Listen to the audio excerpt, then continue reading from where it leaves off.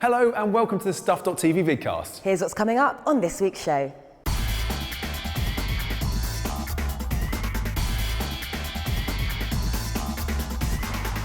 We've got another Versus for you, and this week it's bridge cameras, specifically the Canon G12 and the Nikon P7000. Okay, so I've got the Nikon P7000, which sports the style of a traditional rangefinder without actually being retro. It's not quite compact either, but it is a lot smaller and more portable than an SLR or system camera.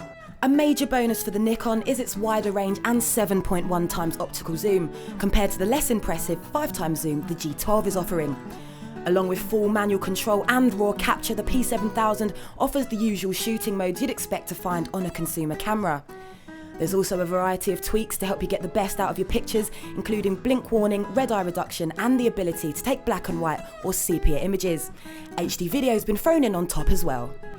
Design-wise, the cameras in Canon's G series range all look pretty similar, so it's no surprise that this one looks almost identical to the G11, with the exception of this front-mounted jog dial.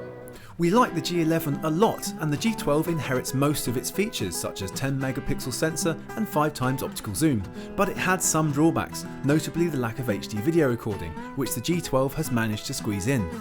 It offers several of the same features as the P7000, such as uncompressed raw images, red eye reduction, black and white and sepia shooting, as well as a selection of other colour effects. It also offers high dynamic range mode that takes 3 shots in quick succession, combining them into one more detailed image.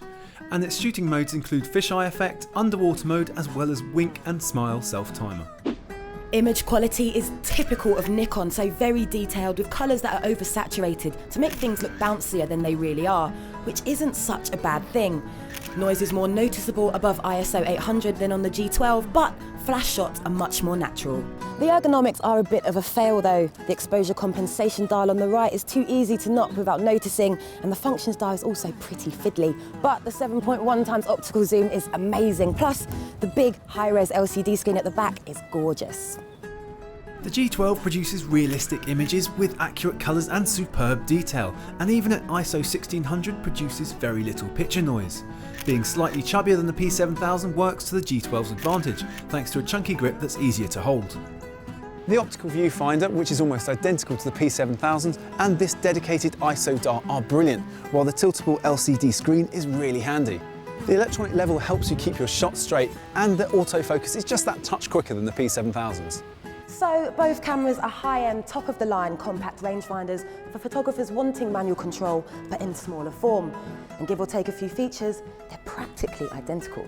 And they're both supremely capable cameras, but the G12 just edges out the P7000 in all of the areas that really count, like better picture quality, a tilting LCD screen, and a wide range of assisting features to really help you get the most out of your shooting. And that's why it's our winner.